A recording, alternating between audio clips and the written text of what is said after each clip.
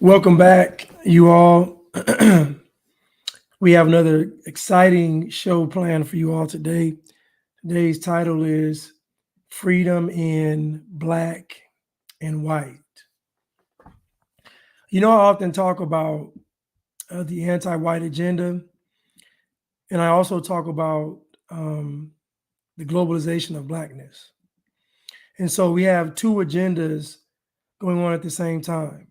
It's the anti white agenda and it's the globalization of Blackness. It's one agenda to get rid of white people, and the other agenda is to turn everyone Black. So, in a simpler way, you can say it as keep putting people the furthest away from white in the way they think and live, and then pushing them further towards um, Blackness. And we know that Blackness has nothing to do with skin color, just like whiteness doesn't either. These are ideologies, even spirits, if you will. But being white doesn't involve the way you look, and being Black doesn't involve the way you look. It's a mindset. And so the globalist, you know, all these wicked families, Satan, they want the world to be Black. When I say be Black, I mean be Black culturally, be Black socially, be Black religiously, be Black physically, be Black mentally. Um, the goal is to have the person completely in bondage. If you think about the Black existence, that's what it is. Because if you're Black, everything you do is controlled by Blackness. The way you speak, the way you talk. If you don't talk a certain way, you're not Black. If you don't act a certain way, you're not Black. If you don't behave a certain way, you're not Black. If you don't do things a certain way, you are not Black. If you don't vote a certain way, you're not Black. So we know that being Black is very restrictive. It doesn't being Black has nothing to do with freedom. Being Black has everything to do with bondage. To be Black is to be controlled. And so today I'm talking about freedom in Black and white. And the foundation of all of this tyranny that we see on a global scale, the genesis of it is slavery in America. Because slavery in America is the catalyst for every agenda out there. Every claim that there's a power that's an evil force that's ruling everybody stems from American slavery, not Arabs having slaves, not Jews having slaves, not the Dutch having slaves, not the Portuguese having slaves, not the Spanish having. The foundation for what we see going on in the world is white people in America who actually came from Europe. They keep leaving that out, but white people in America that own slaves. That is the genesis of all of these agendas. If you trace back any agenda, I don't care if it's homelessness, it's going to trace back to slavery in America, capitalism, slavery in America, climate change, slavery in America, women's rights, slavery in America. All of these agendas go back to slavery in America. And that was largely done by what they say is white men, even though Black folks own slaves as well. Black men and women own slaves. And we saw this in the pyramid that Matt Walsh did. And on the bottom of the pyramid is the white man. Ironically, on the bottom of the pyramid is a white man, meaning that the white man can't be oppressed; he can only oppress. And this is the psychological bondage they put you in. They say if you aren't able to be oppressed, then you're automatically oppressing. And so this is why the number one threat to this global agenda is white people. And I would say Christian white people. But anyway, let's get into it, and let's discuss further what's going on. I have some videos here. I got some good ones, y'all. I got some good ones. I got some good ones.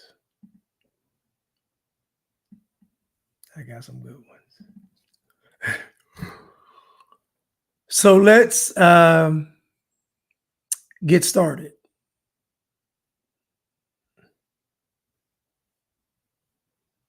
Let me get to.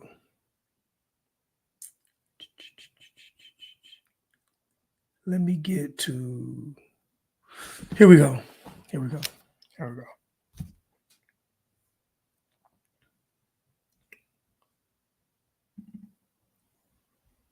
of a constitutional republic where there is a democracy. But what kind of democracy you get depends on your freedom orientation, which is a binary that every social organism has. America is a social organism, like here, and you're divided between positive freedom and negative freedom. So what does this mean?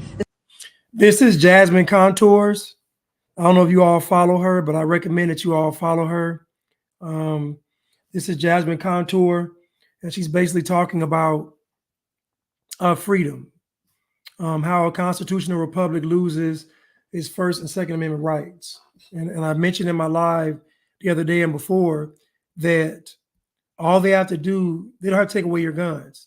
They just have to make you a felon. This is why I said that many of you all can't see the forest through the trees. The reason why all this Palestine-Israel stuff is going on is because they're going to pass anti-Semitic laws. So when you get out here, you talk about Israel doing this and Israel doing that, and they call you anti-Semitic, it's going to make you a felon. You're not going to be able to own a firearm. I keep telling you all that everything that you see in front of you is a setup. The goal behind everything you see is us. They want the people. They want your soul. They want my soul. So everything you see out there that you think is such a righteous cause, all of these causes stem from slavery in America. It stems from white man bad, black people good. That's the foundation of all of it. White man bad, white people bad, everybody else good. And this is a subconscious paradigm that's created in your mind. If white people can't be oppressed, then that means they're automatically oppressing. And if people of color can't oppress, that means they're automatically being oppressed. This is the paradigm that's in your mind, is being pushed in your mind since you've been born. So many people have this ingrained in their brain, and it takes really the Holy Spirit to undo this. This is not you watching videos or me on YouTube, or it's not going to work. The Holy Spirit's going to have to come and remind you of who you are, where you came from. You came from God. But let's continue. This means that if you grow government in the positive, you like big government, you keep it in the positive, you endorse positive freedom. If you like small government, you keep your government in the negative, you endorse negative freedom. So what does this all have to do with your First and Second Amendment rights? It has everything to do with it. Think of the government as a genie. What happens when you keep growing the genie in the positive? The genie's growing this way. The restraints it currently has on it are loosening. Now, where are the restraints coming from? Your Constitution, the big C.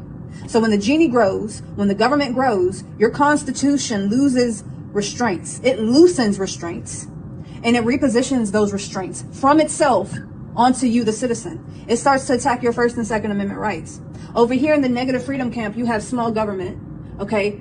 The government is restrained by what? A constitution. Okay, but the Constitution is keeping the genie small and restrained.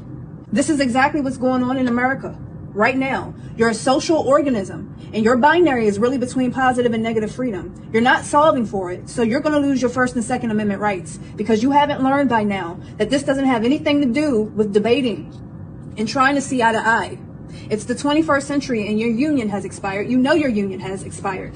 This freedom orientation exposes that both freedom orientations are asking for different democracies. How do you know that? They want two different constitutions that enforce different restraints. Positive freedom restrains the citizen. Negative freedom restrains the government for the safety of citizens. They want two different destinies, two different futures, because they're asking for different constitutions. Folks, you need a national divorce to resolve this problem.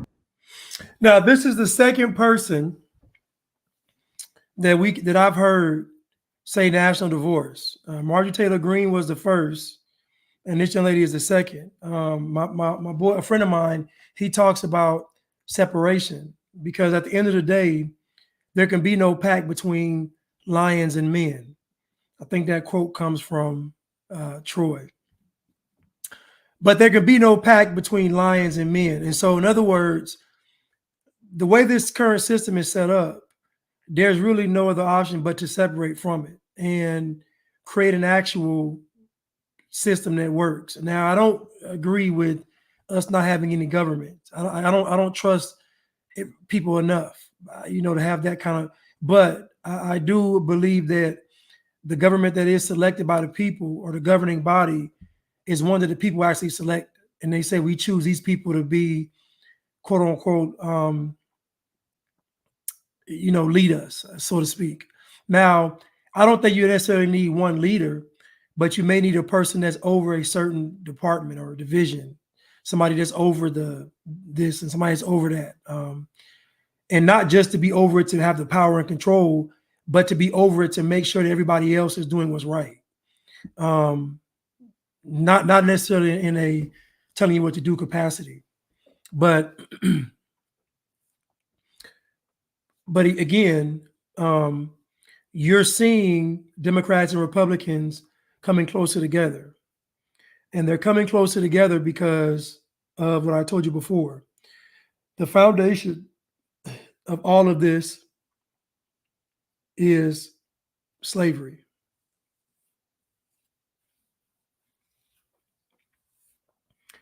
Separation means that there's a separation, meaning that you're not responsible for the left. When we say separate, we're talking about separating. So basically, it's like we're not bound. So we don't have the tab of anybody's bill. We're not. So separation means separation, a national divorce, because you can't resolve this problem for what the reason that she's saying. And Jasmine Contours is a genius, but you have negative and positive freedom. But the problem is it's still a push and pull of the same force.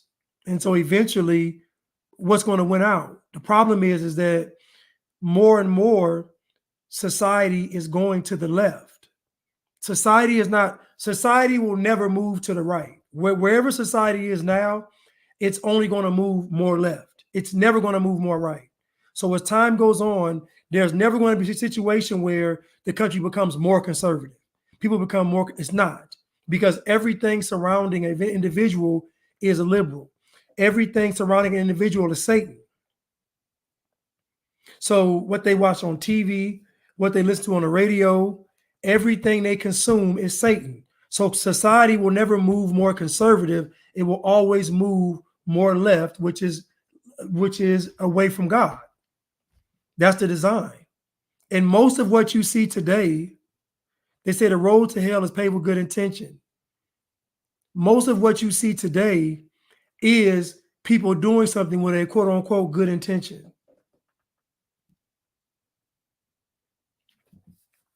Yes, that's why I said you have to have some kind of governing body. Listen, I don't agree with no government. I agree with the government's intended intentions is to monitor what's going. It's not to rule. It's not to the person that's the answer to the government. No, the government is supposed to answer to the people. That's the problem. The government is in place to make sure that things go right. It's not, this job isn't to enforce anything. The people hold the government accountable. The government has a specific job. So we basically say, if we contribute A, B, C, and D, this needs to be done in the interim. The water needs to be purified. It needs to be cut on. It needs all that kind of stuff. How you run a society. So you do need a government. I agree with that. What she's talking about is when that government becomes a democracy, when it becomes communist. The problem is, what you all don't realize is that this government is already socialist. The next phase of this government is communist. The last phase of this government is globalist, which would fuse it into the one world government. So the government is already social. People already believe that Black people are disenfranchised. That one belief, the one belief that Black people are disenfranchised, is the very reason the Antichrist will come into existence. Because the Antichrist foundation is going to be that there are people in this world that are oppressing you. I'm coming to free you. So the very notion that Black people are oppressed, i.e. slavery, i.e. white people in America, is the foundation for everything we see in the world. That's why I go so hard to shatter the narrative. This is why I go so hard to say it's not true. Because the problem is, you all thinking it's true ends up with the Antichrist in power and you getting your head cut off. Guillotines in the street. That's what it leads to.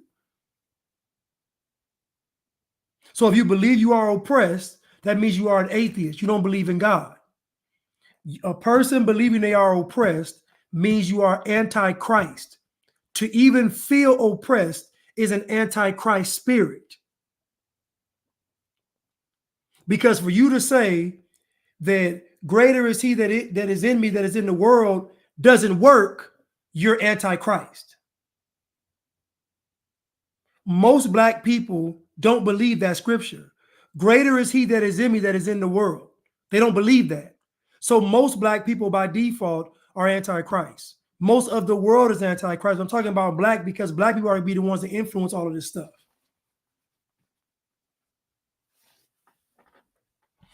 I don't know if the Antichrist is already here. I don't know. But the spirit of the Antichrist is here. And the embodiment of the Antichrist spirit is what you see today with liberalism. All these liberals have all of these good notions, good intentions. You notice how all these lunatics have good intentions. We want everybody to be free. We want everybody to have money. We want everybody to have health care. Notice that all of these lunatics all want good things. Think about that. The road to hell is paved with good intentions because everybody that's ever been evil in this world had a good intent. They all sounded good. Think about it. Even a terrorist says, we want to get rid of a wicked system. We're going against a wicked system. Even a terrorist that will kill innocent people says we're going against a wicked system. YouTube just removed a video of mine. The video is called Neom, the Devil's Eden. That Neom they're building over in the Middle East, that Neom, that stretch of that long city they're building for this 2030 agenda, that Neom they're building over there. They said at 1 hour and 3 minutes, I said something that went against the shots. So what would make YouTube review my video? Think about this. That video was done 2 years ago. That video was done 2 years ago. What would make YouTube want to analyze that video?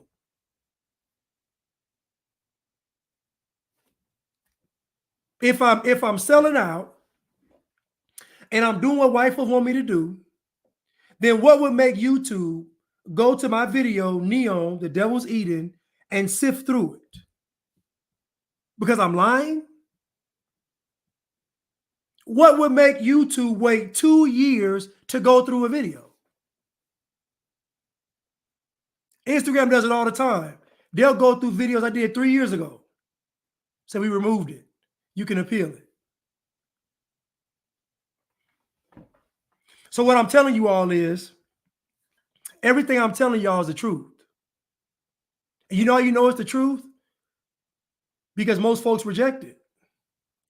You know what I'm saying is the truth because most folks reject it. I'm not saying that I'm the truth. I say what I'm saying is the truth. And you know it is because most folks reject what I'm saying. And I'm telling you all, the foundation of all the stuff in the world comes from slavery. The belief that black people are oppressed and white people are oppressing. That is the foundation for all of this. Because from that one incident, you can springboard every socialist agenda or program.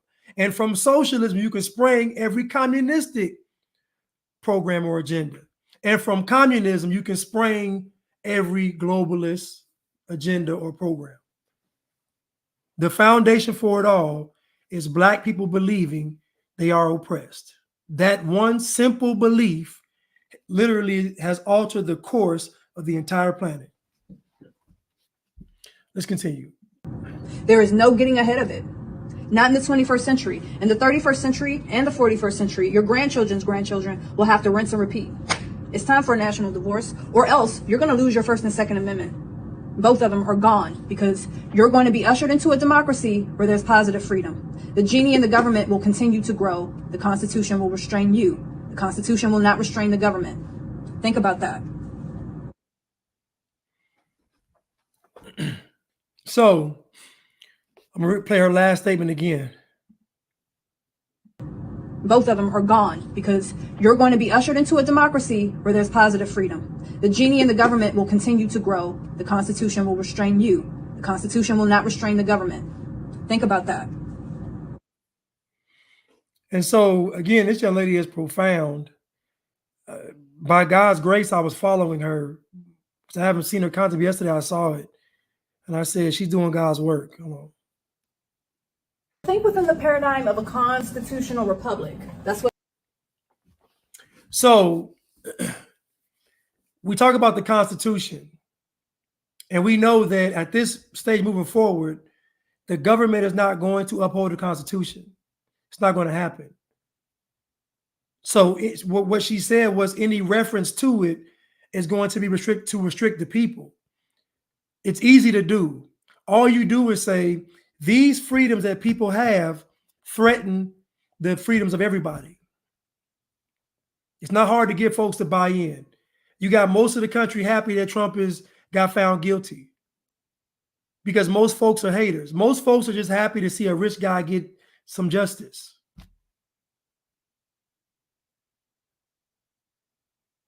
And so this is where we are, not just in America, but the world. So where we are right now, the world is not going to get more conservative. It's going to get more liberal.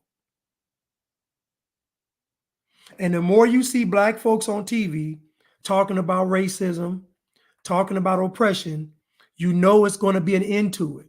And the end to all of that rhetoric is going to be a one world government. It's going to be slavery on a global scale. They're going to make life so miserable that you'll be begging for them to take care of you.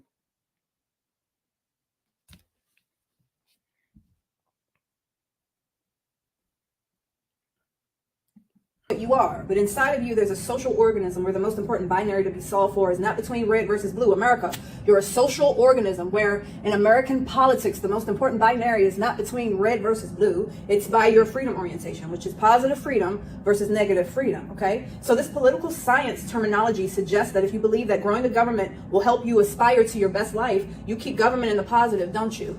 You keep government growing in the positive. Now, if you think that keeping government small is going to help you achieve your best life, you shrink government. You keep government in the negative, okay? So this terminology speaks to the state you keep government in. It does not speak to your positive or negative attitude towards freedom. So, America is a social organism that we know is divided by positive freedom and negative freedom. So this is relevant to how a constitutional republic becomes a constitutional democracy. Let me show you how. So just as a thought experiment, take the positive freedom orientation right here, where government grows in the positive. Now interchange government with genie. The genie wants to grow in the positive, so as a result, the current restraints on the genie loosen. So what are the current restraints on the genie?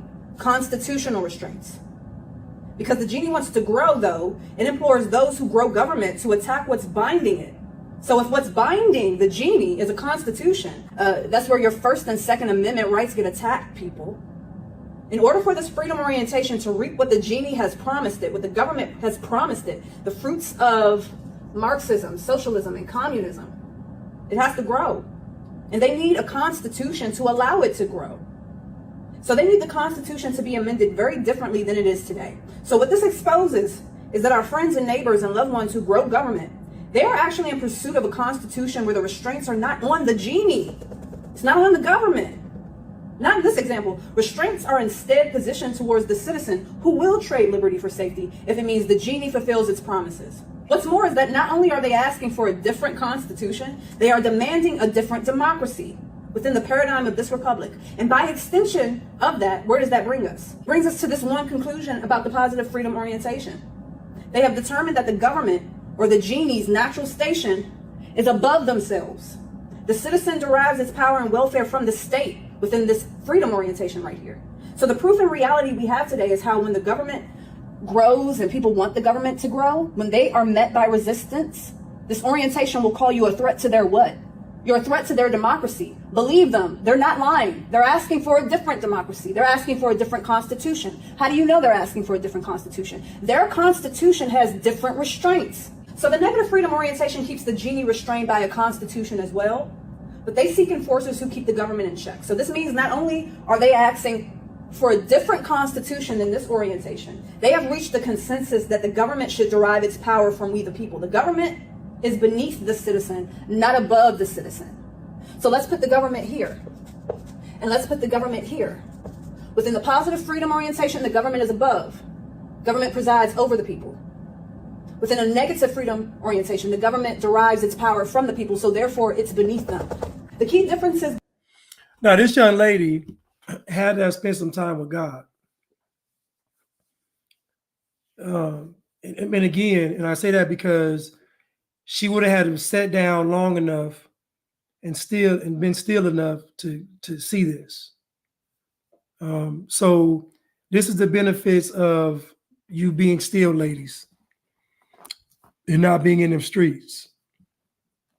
You're able to offer some profound wisdom that can actually free the people. Let's continue. Between these two groups are as follows. They are asking for different democracies where the constitutions enforce different things, and they have two different ideas on the government's natural station. So how does a constitutional republic become a constitutional democracy, people? It happens when the positive freedom orientation continues to grow government in the positive. So they place representatives, judges, lawmakers, senators, and presidents in office who grow government, thereby meaning whosoever used to enforce constitutional restraints on the government becomes replaced democratically by those who place constitutional restraints on the citizens via a democratic process. So you have the negative freedom orientation over here who claims to resist big government. But how do they resist big government? They drown in social conflicts. They resist by debating and reacting. They become outnumbered, and then they wait for leadership. So what leadership has done up to this point for the negative freedom orientation is demonstrate that they have no strategy. When you watch political influencers and politicians who claim to be the resistance people, observe how these people demonstrate two behaviors that should not exist in the same universe. On one hand, the resistance they have just demonstrates they resist growing government. But in the next breath, don't they echo how united they are with Marxists, communists, and socialists who grow government in the positive? They insist on remaining in a union where it's clear that if these two orientations are asking for different constitutions that enforce different restraints, and their outlook on the government's natural station is this incompatible, they're asking for different democracies, they need to split. Their union has expired.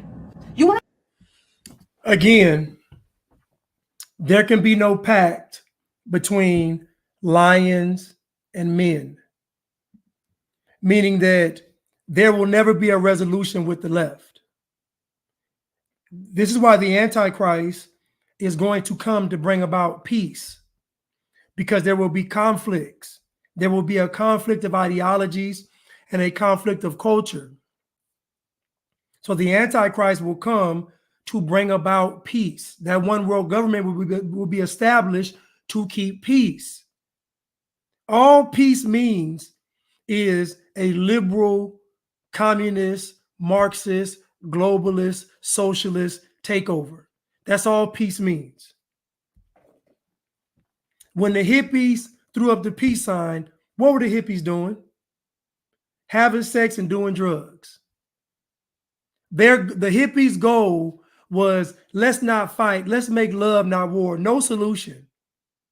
Not let's build infrastructure. Let's make sure the roads are paved. None of that. Let's make sure the lights work, the water's running, none of that. Let's just make love and not war. Let's just be degenerates. Most people that talk about they don't agree with war, their solution is nothing.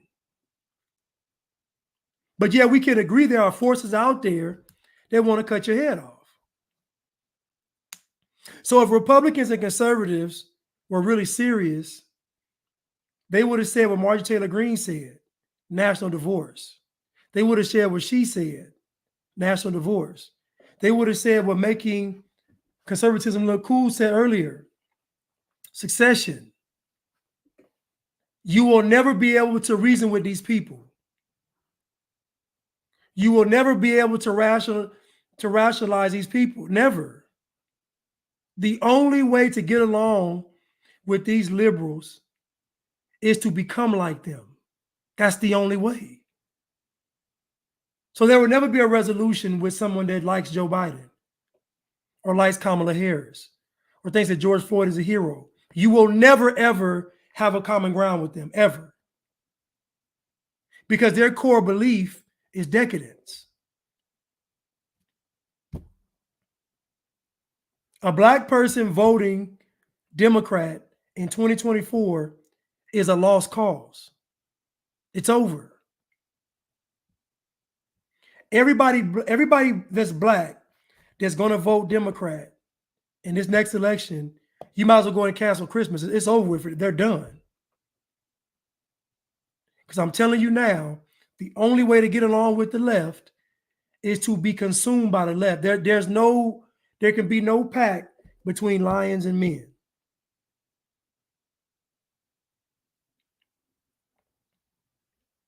You have to separate. I have to separate. We have to separate. That's the only solution. What kind of common ground are you going to come with somebody and they're telling you, I believe in a full-term abortion? What kind of resolution could you all have? They tell you, I believe in climate change. I believe in racism. I believe that shots cure all. I believe in 9-month abortions. I believe in socialism. I believe in communism. How in the world are you going to come to a resolution with that person? It's impossible.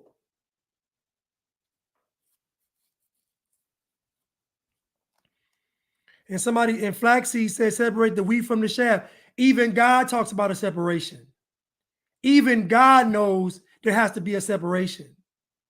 Because at a certain point, there's no more talking.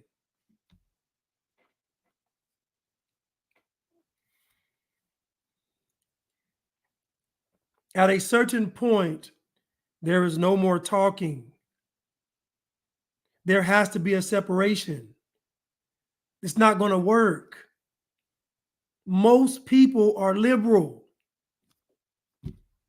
Most Republicans are really they're just non-radical Democrats. Most Republicans are just non-radical Democrats. They're just the same version of a Democrat.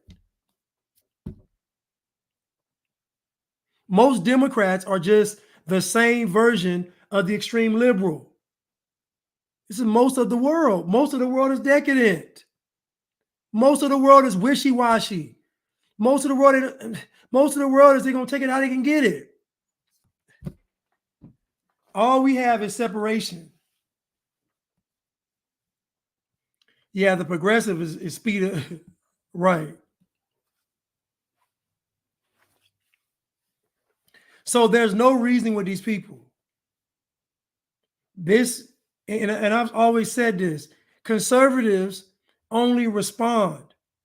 If y'all think it was an election fraud last time, why did y'all try to fix the problem? You're telling me that Joe Biden rigged the whole system. Then why wasn't any new system put in place? All you got to do, as my boy said, is just attach that person's vote to something like an email or something. Where if you don't get this email, and again, they could rig the system, but all you got to do is set something up to where the person is sent a notification that they voted. They have to get sent something. So your vote don't count unless you got sent something. And what you got sent has to be verified, meaning that you can't have 1,200 email accounts. You can only have one. You can only vote from one account. And we're looking at IP addresses.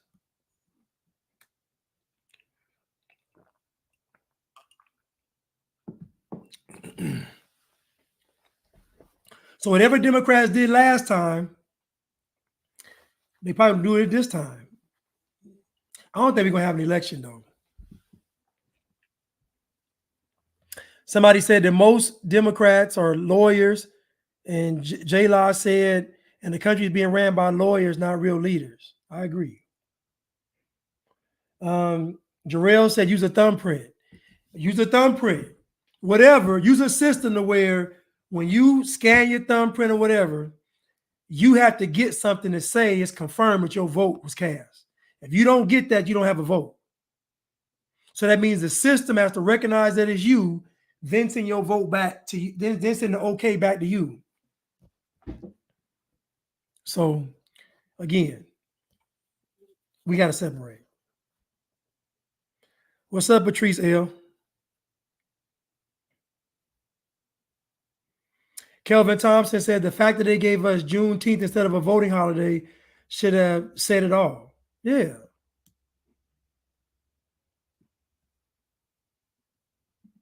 Know how a social organism's union can expire, folks? When you lose consensus on what your constitution should restrain, where your government's natural station should be. So it's time for the negative freedom orientation to actually ask their leaders, how can you resist that which you claim to be unified with? Why do you insist on staying in a union with people who have such different outlooks? They're asking for a different democracy within the paradigm of a constitutional republic. From a political science perspective, in 2024 and beyond, even if you have an independent or Republican president, America, dear America, that only buys you 4 more years fighting with people who demand different constitutions that have different restraints. The negative freedom orientation has to work to advance putting itself and the positive freedom orientation in separate unions for different democracies, where more than 360 million Americans will not only be ushered into a democracy, you'll never vote yourself out of the democracy you're in. The positive freedom orientation changes the census to bury the negative freedom orientation. So if you throw a president at this problem without addressing that in the 21st century, you need to move beyond political capture. You need to get your consensus back, because you guys aren't consenting on what a constitution should restrain or where government's natural station should be. Yes, Prudence. She said that Chuck did a part 3 series on Barry Soetoro's. He highlighted a meeting within the Weather Underground who guessed whatever people they couldn't get to agree with them would have to be killed 20 million. Yes, I remember Chuck talking about that on live we did. He talked about how in the interview, they basically said they're going to have to kill about 20 million people. And really, the 20 million they're going to kill are going to be white Christians. Understand who they plan on killing. Most folks are none the wiser to the Weather Undergrounds, what they were talking about, because it sounds good. Most people are in the habit of listening to something that sounds good. I know when it sounds good, it ain't good. I grew up around a bunch of slick talking, macking, pimping black folks running game 24/7. So I'm already game shot. I know when it sounds good, it's not good. So that 20 million they talking about, majority of them gonna be white. Because some true believe Christian white people, some true conservative Christian white people, some true patriotic, conservative Christian white people, they're not going for communism. They're just not going to go for it. They're not even going to negotiate about it. They're not even going to talk about it. So even the Weather Underground knew there has to be bloodshed. So these radical people like BLM, the Democrats, the liberals, all them, the ones that say they're neutral, they're anybody telling you they're neutral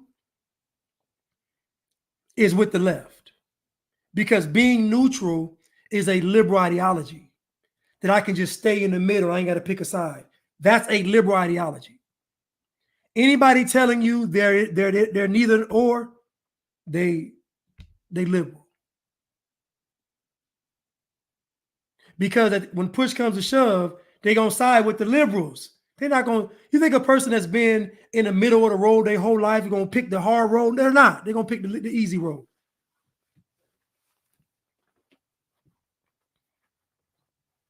So, yes, these organizations, their ultimate goal is to hunt down and eradicate.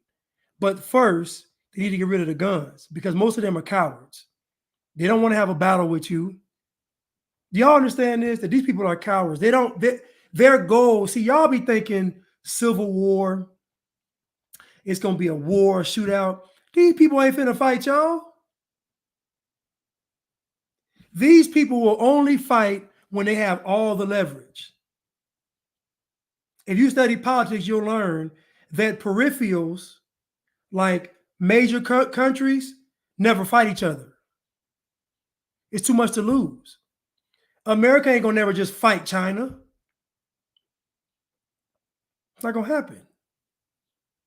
It has to be a war done through cultural subversion, changing of ideologies, changing of values. Countries that are first world countries, they're not going to fight each other. It's too much to lose. It's a lose-lose situation. So what they'll do is they'll do it through culture. White folks who are at war don't even know it. Conservative white people are at war don't even know it. There's an invasion going on, and they're using darker skin, and they're using Islam. That is the war tactic. They're using darker skin, and they're using Islam. That is how they are fighting against white people. These people of color, these POCs, are flooding white nations. It's war. It's an act of war, but guess what? No bullets are flying, no tanks. It's just done ever so subtle. There's a quote by Thomas Sowell, and he says, freedom is unlikely to be lost all at once and openly.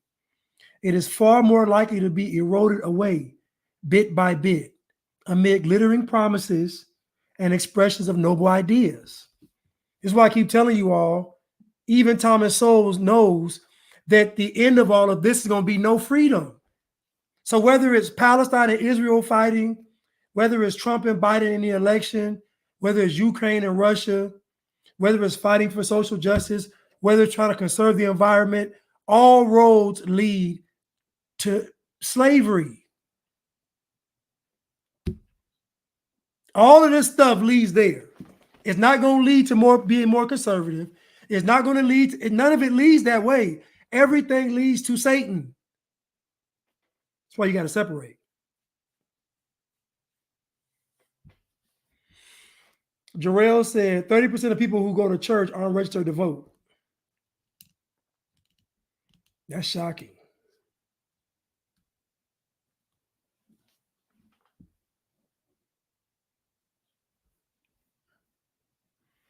Eric Mann, creator of BLM, I believe his parents were Weather Underground. He did have some ties with them, and I think Eric Mann might have actually been with them himself. I think Eric Mann, not his parents, I think he might have actually been with the Weather Underground, if I'm not mistaken.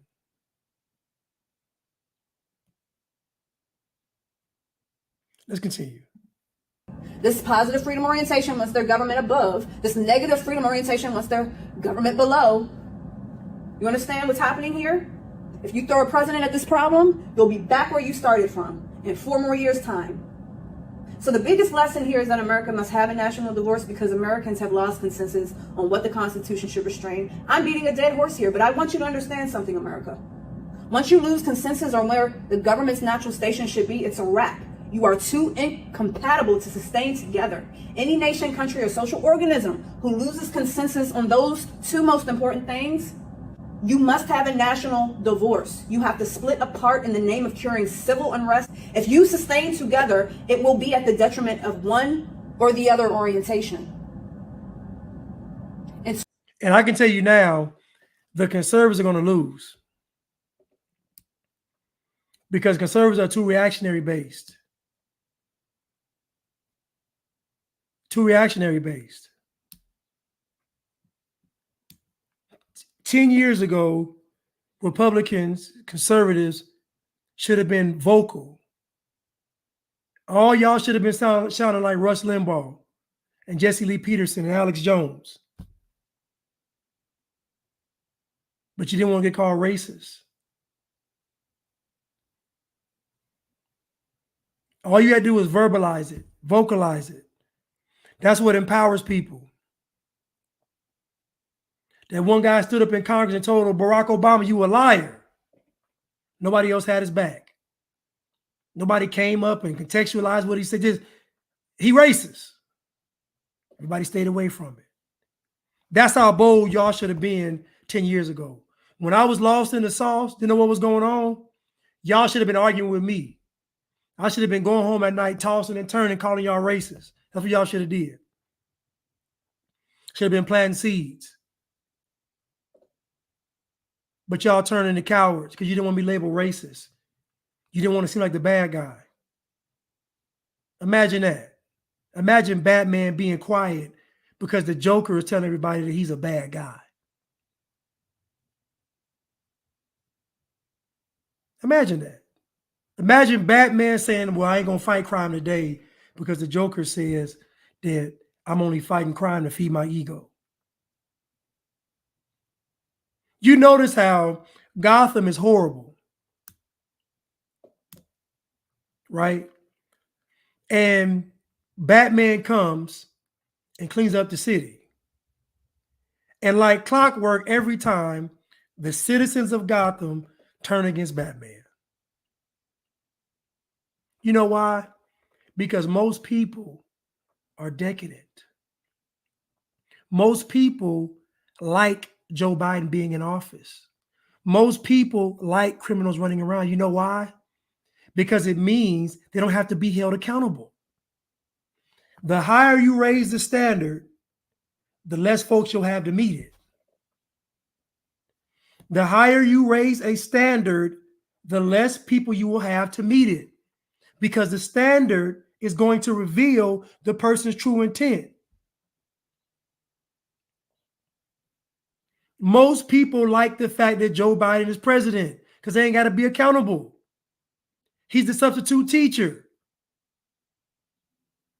Joe Biden is a substitute teacher.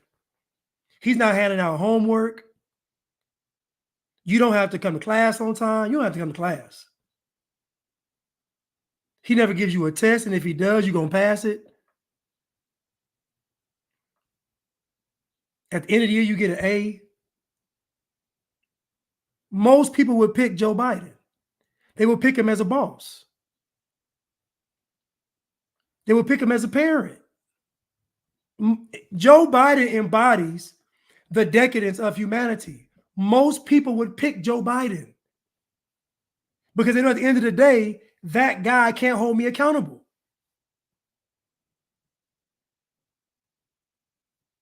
So when you raise the standard,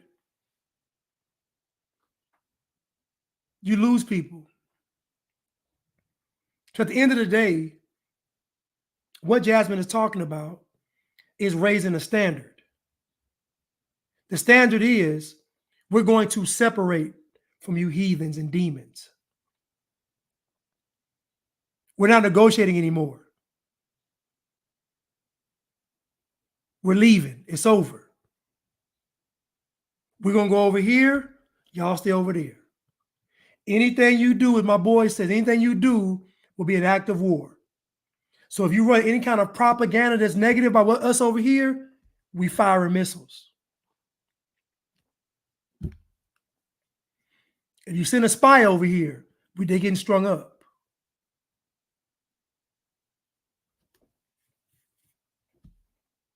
If we see any negative campaigns about us that's separated, it is an act of war.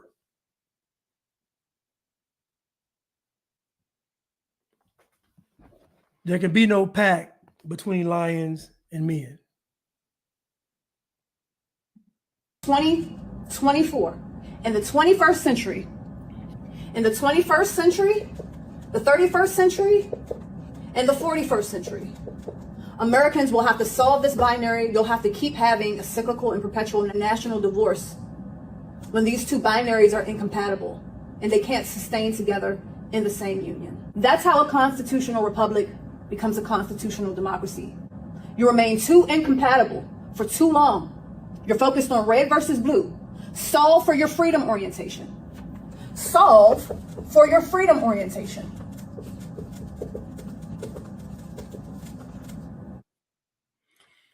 Jasmine, this thing teaching. Solve for your freedom orientation. In other words, this is either this way or no way. There's an old saying, it's either my way or the highway. When you are in a system like we are in, there has to be non-negotiables. If you notice, everything is negotiable. How can you truly have freedom if you don't have any non-negotiables? Think about that. If a guy goes to prison and his non-negotiable is not, I'm not going to get penetrated, then guess what? He's going to get penetrated. You got to go to prison with non-negotiables. I'm not doing this. I'm not ironing nobody's drawers. When they put that honey bun on your bed, I'm knocking it off. I'm not going to eat it. I'm not going to owe anybody. I'm not doing no favors. You already got to have some non-negotiables before you come to the table. Most people go to the table to negotiate with no non-negotiables. Most folks go to get a car and they negotiate. But what's your non-negotiable? I'm not paying $50,000, period. So we already know the deal can only start in the 40s. Really, it can start in the 30s, but it ain't going past 50 because I ain't paying 50.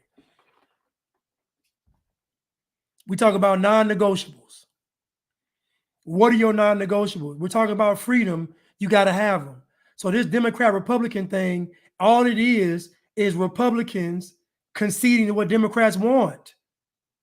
What have Democrats conceded to? What have Democrats conceded to? Think about it. What have Democrats said, okay, y'all can have this? What is it? What have Democrats conceded to? There can be no pact between lions and men. They both are two apex predators. The lion is the king of the jungle, and man is the king of society. How they gonna negotiate? What are they negotiating on? The lion's gonna tell you, I'm gonna be a lion all the time. So if y'all don't want to get ate up, then y'all stay over there. Man's gonna say, I'm gonna be a man all the time, and I'm going to expand my territory. There can be no pact. What are Democrats conceding on? Nothing. Nothing. Since Roe v. Wade, abortions have gone up. Mission accomplished. They're not conceding on nothing. National divorce. There can be no pact between lions and men. I'm going to get back to Jasmine. Oh, you know what? I'm going to play one more.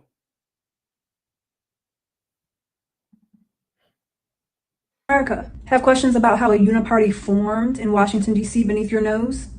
I've got the answers. Uniparties form when you've paid attention for too long to the wrong binary. You've been misled by red versus blue.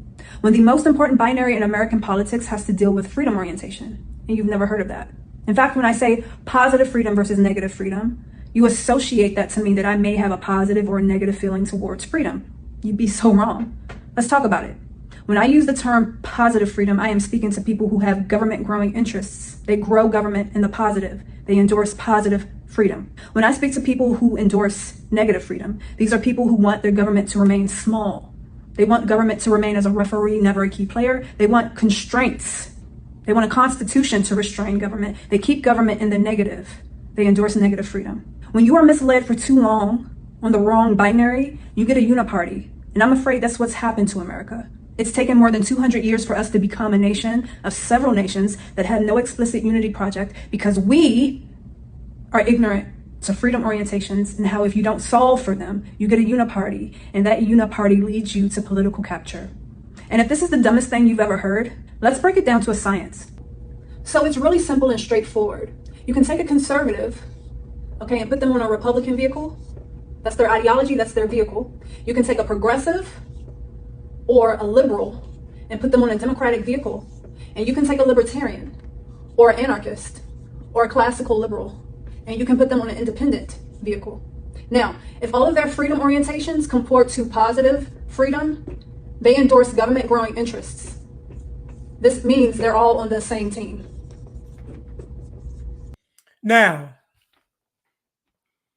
when people say two wings of the same bird, this is not what they mean. When people say two wings of the same bird, what they're really saying is, I'm voting Democrat. Because two wings of the same bird makes a person say either I'm a vote Democrat or I'm gonna do nothing. Two wings of the same bird as a statement never means I'm taking a conservative stance or Republican stance. Two wings of the same bird is a liberal statement. And it means I'm going to either do nothing or vote Democrat. Either way, I'm comfortable with socialism. I'm comfortable with communism. I'm comfortable with globalism. Now, what she's talking about ain't two wings of the same bird because it's three wings she's talking about. What she's talking about is you're all on the same team based on what your goal is.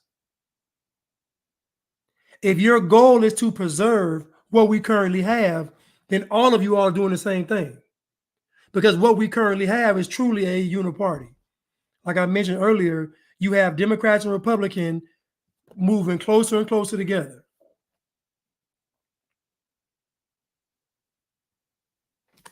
Let's continue. What were you distracted by?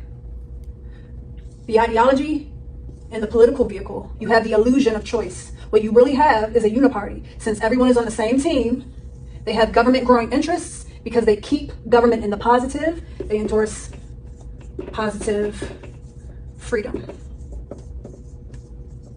A uniparty inches you incrementally towards political capture, where a very elite class of people obtain political permanence, which means your only way out of this uniparty is actually a national divorce, where you need to make sure that you erect a new union where your freedom orientations comport, or else this uniparty is going to lead you towards the same democracy, and that's going to be promised to devolve proportionate to census size. Jasmine Contours is more impactful than the myth of Harriet Tubman. What she's talking about is true freedom. Because the national divorce is what has to happen. You're not gonna be able to, you ain't gonna be able to vote this away, legislate it away. Even if Trump gets elected, it may buy some time, but really, imagine what's gonna happen. Let's say Trump does win. Imagine what happens 4 years after Trump. Imagine how radical and insane and demonic and satanic these folks are going to be, and they'll just be 2 years from 2030. Could you imagine what monster would emerge from the Loch Ness if Trump got 4 more years? Could you imagine how crazy these lunatics would be even while he was president? Could you imagine how nuts? Listen, these folks have been crazy these past 4 years, but they haven't been nearly as crazy if Trump was in office. These folks are already setting themselves on fire at the thought of Trump being in office. These folks are going on suicide missions at the thought of Trump being in office. What do you think these folks are going to be doing? He's in office. They're going to be going absolutely berserk. That's why you got to separate. That's why you got to separate. Rick Pitino said Larry Bird ain't walking through that door. Kevin McHale ain't walking through that door. Robert Parrish ain't walking through that door. Ain't nobody coming to save you. Because the ball is already rolling and the system is in place.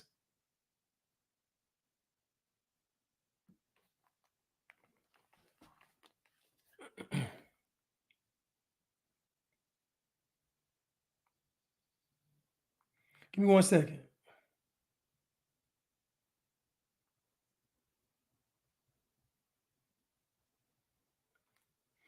Give me 1 second.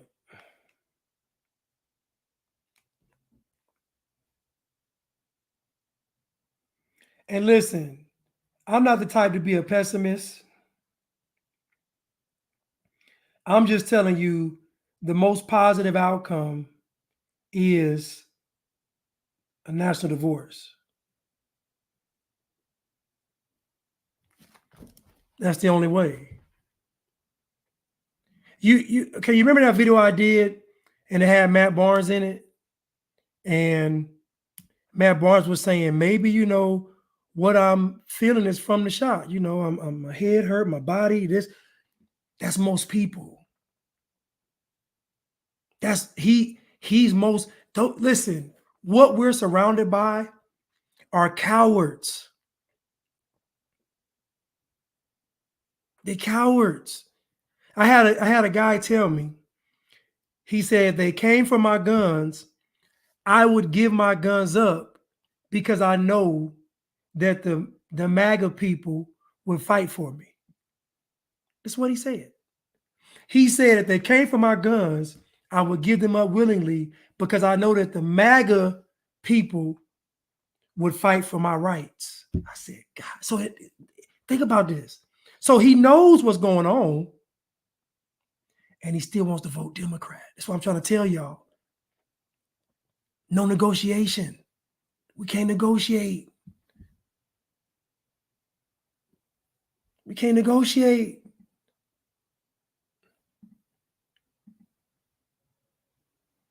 Yeah, he said it. He said, I know these MAGA people, these Trump supporters, these patriots, these white. He said, I know they're going to fight for me. Because they won't. I said, you know what color he was. Because only a black person could even utter such a comment. You gotta, because the level of decadence for that got to be induced by melanin. You got to have a certain melanin content to even come up with that kind of, I'm gonna give my guns up because I know that MAGA will protect me. It's a certain, chemical melanin content you have to even utter that statement. But he said it with a straight face. And so this is where we are. And so most people don't want Trump to be in office because they don't want to be held accountable. It's not about politics. But the biggest fear of Trump is he's going to hold people accountable. That's what they're afraid of. That's it. White people, conservative white people, in a nutshell, represent accountability.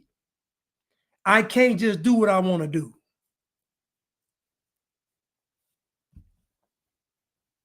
That's why most black people change their behavior when they get around white folks. Now, when black folks get around white liberals, they just get naked. It don't matter. They show out with white liberals. But when white folks get around some white folks and look at them like this, hold on, show you. When black folks get around white folks, give them this look right here. This look. This look right here make most black folks get right.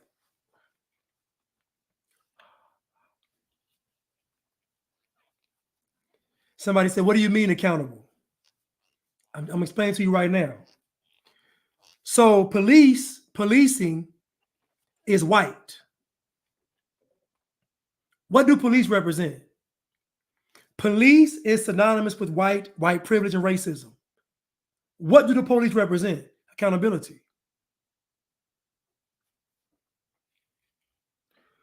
When you see white folks do this,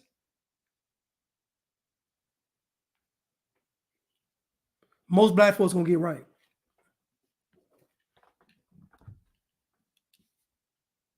Because of what white folks represent. Accountability. If you don't believe me, just go to a place where it's majority white and see how black folks act in that arena. And then take them same black folks and put them in a majority black environment and tell me how they act.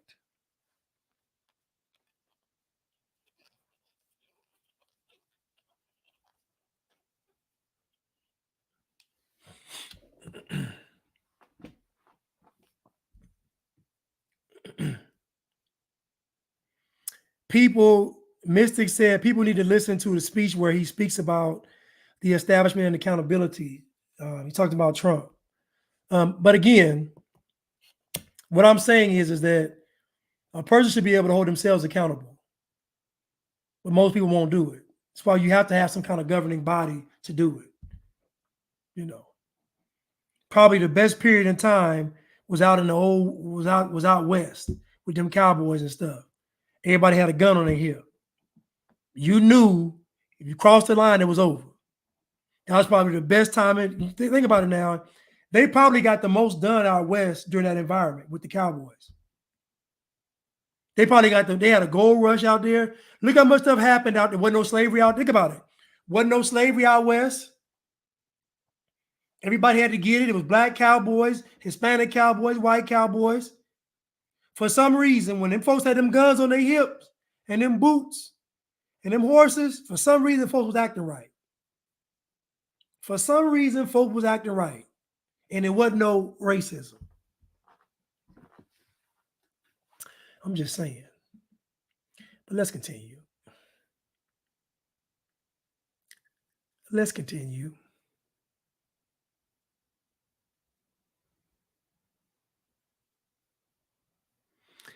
I can't even play that video I want to play because they're going to say it's anti whatever. Where is that video? Here's this it. Let me see. Once again, you are making arguments and you're applying them exclusively to white people. There are people all around the world who do not want to become a minority. The Japanese, for example, they have a debate about the possibility of immigration. And they have... Somebody on Instagram asked, accountability for what? I'll tell you. So just because you feel like something was racist doesn't give you the right to go tear folks' property. That's accountability. That's what I mean. You can't do what you want to do because you have an emotional outburst. That's what it means. Just because you feel like you oppressed doesn't mean you get to tear stuff up. No. That's what accountability means. So accountability for your own actions and insecurities. If you're insecure, that's on you. So again, when you hear black folks talking about Trump, they always talk about what he's going to take away.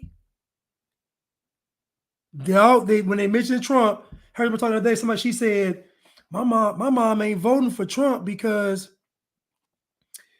they said when Trump get off, he'll take away Medicare and Medicaid. So again, black people, very fearful. They did it with what's the name? What Obama said, they'll take away your food stamps. Think about it. Obama said they're going to take away your food stamps. Let's continue, man. Once again, you are making arguments and you're applying them exclusively to white people. There are people all around the world who do not want to become a minority. The Japanese, for example, they have a debate about the possibility of immigration. And they have, by and large, decided they do not want immigration. The people of West Africa, for example, they do not want people coming in from the Middle East to become traders. And this does not lead to Holocaust. Every argument you're making, not only about the definition of who is white, but the possible catastrophic consequences of ideas applies only to white people. Do think about that seriously. Whereas what he's saying is spot on. This is Jared Taylor. And so what he's saying is, and I've been saying this, is that the morality of the world hinges upon white people, meaning white people have to be perfect. To be white is the highest standard. I didn't make that up. So y'all did. If you don't believe me, look at any issue and look at who gets the brunt of it. When it comes to racism, they don't mention Middle Easterns. They don't mention Asians. They don't mention Hispanics. They mention white people. They don't mention Africans. They mention white people. When it comes to anything negative going on in the world, the brunt of it goes to white people. White people are held accountable. Nobody else. We had an entire slave trade that involved Jews, Arabs, Dutch, Portuguese, Spanish, English, French. Everybody was involved in the slave trade, but yet somehow, some way, they only blame white folks in America. Imagine something that involves the entire world and you pick one group to hold accountable.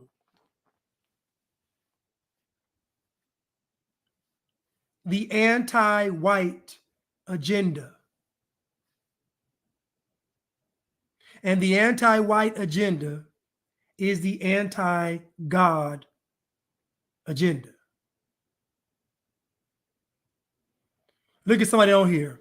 Racism is a white. Look at them now. This is why there's going to have to be a huge separation from the average black person.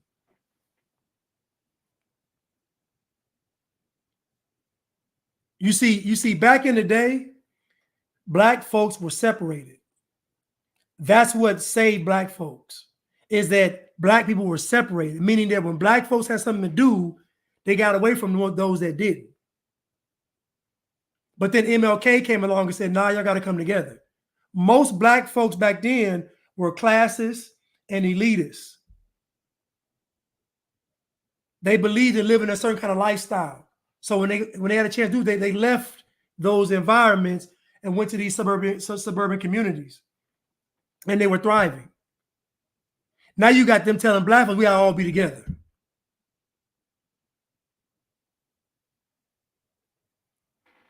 So again, racism did not come from white people. It didn't. Racism was a construct created by globalists. The number one perpetuators of racism today is black people.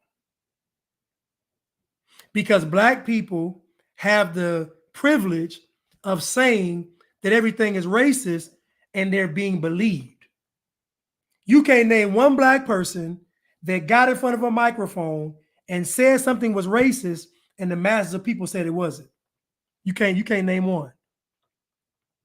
Juicy Smollett told a bold-faced lie. If you did a poll right now, most folks believe him. Jasmine Crockett, most folks believe her. Farrakhan, well, but most black folks believe him. Black people have the privilege of saying that something is about race, even if it isn't, and being believed. There was a lady here in Georgia. She was writing letters, and on the top of the letter it said KKK.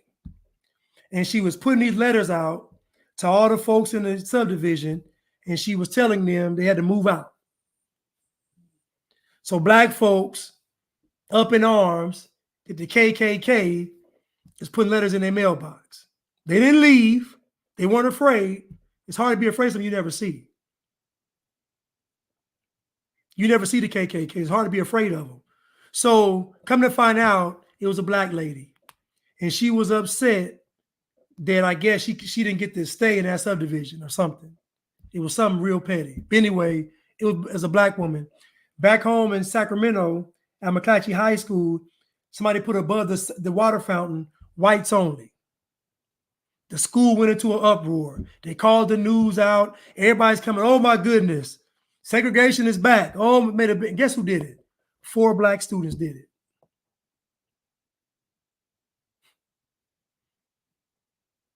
So again, the number one perpetuators of racism in 2024 are the bliggity blacks. because black folks have the privilege of saying that something is racist and folks believing it. All of these ideas of wishing to preserve a way of life, these are legitimate for all people. And to somehow say that only... Thank you, a loaded stoic. Thank you, a loaded stoic. Black people still make lights. Black people still operate under the color codes. Black people still operate under light skin. Black folks, hold up. Black folks are so cold. I had a light skinned girl tell me yesterday. That this guy only has children with light skinned women, and she was light skinned. She was knocking this guy for having children with light skinned women, and she is light skinned. Black people still operate under color codes. When black people were free and they started fraternities and sororities, black people said, you got to be light skinned to get in. When black folks started sororities and fraternities, black people said, if you're dark skinned, you can't get in. White folks didn't do that. Black folks did that. Black folks are the biggest perpetuators of racism. Because black folks do it to everybody else and also to themselves. Right, the brown paper bag test. Black people say that they are kings and they are queens and nobody else is. Black people say the most racist statement that black folks utter is that they are gods. Think about that. If a white person got on TV and said they were a god, y'all would throw a fit. It would make... Joe Biden responded to what Marjorie Taylor Greene said. That's how much of an impact a white person saying something has on America. The president will address it.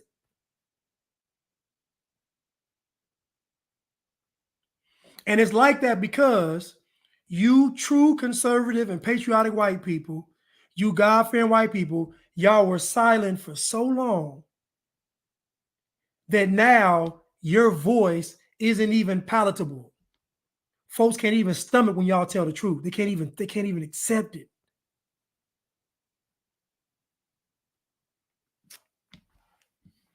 If a white person got on, not even TV, social media and said, I'm a god, it would be a viral video.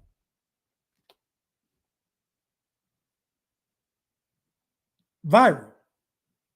Let's continue. Ideas of wishing to preserve a way of life, these are legitimate for all people. And to somehow say that only for white people, that this can lead to this can lead to that. Sorry, and, white people are the people that are responsible for Holocaust against my people. Okay. And they are also responsible for slavery against black people. Right. And they are also responsible for what happened for Native Americans in this country. Are you somehow... But let's focus on Holocaust right now. So. Well, look, are you somehow suggesting that whites are uniquely evil people? No. Well, then, okay, practically every people in the entire world. The Jewish people had slaves. Asians had slaves. Africans had slaves. People throughout history have conquered territory. And when it comes to the Holocaust, the Jew was helping too. It ain't no different during slavery that every slave revolt was thwarted by a black person telling. So just like black folks was helping Massa during slavery, the Jews helping the Germans too. So even in moments of tragedy, folks still selling out. This guy, Jared Taylor, brought up a good point. Are you suggesting that only white people are evil? This man even phrased his statement wrong. He said white people caused the Holocaust. That is a lie. Certain Germans caused the Holocaust, not white people. That's a disingenuous statement. White people enslaved black folks in America. It's a lie. only 3% of the white folks in America were slave owners. You had to have money to own slaves. Most folks were poor.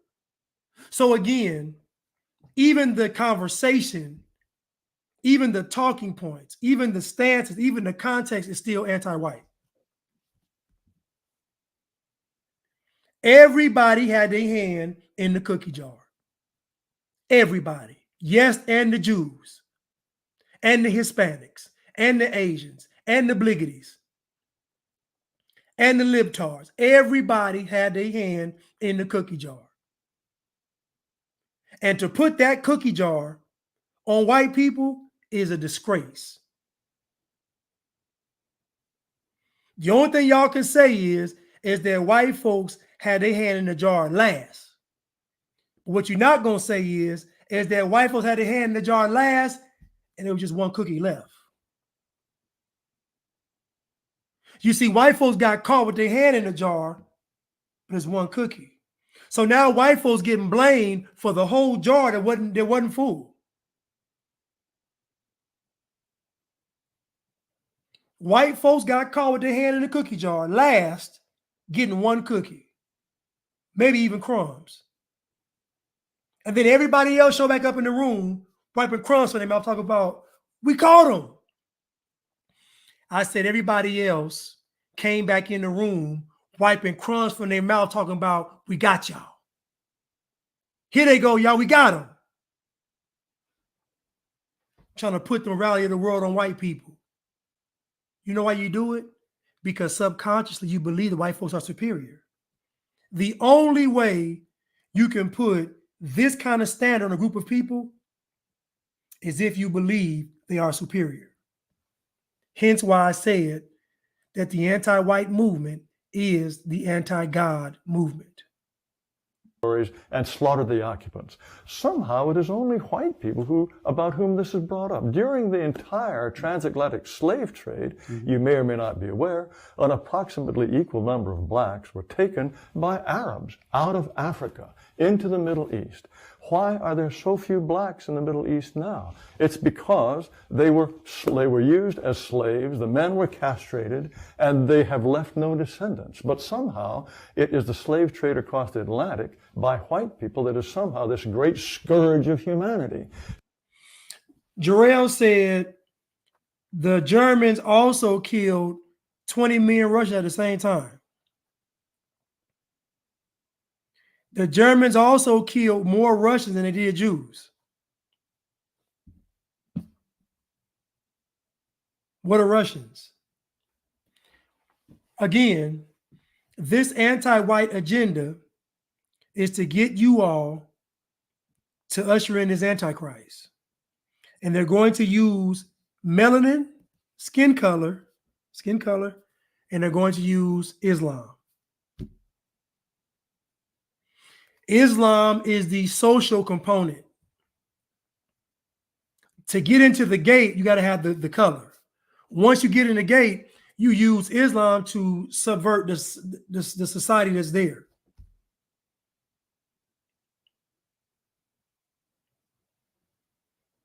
It just is what it is. You use Islam because it's such an extreme social order to where it's automatically going to clash with a Western way of living. It's an automatic clash. And the only way to really coexist with it is to have it separate. But when you have it separate, though, you got to also factor in who on the quote unquote white side is a sympathizer, is also Islam or Muslim, is also has the ideology. This is why I say the way they got this thing set up, it's like everything closing in.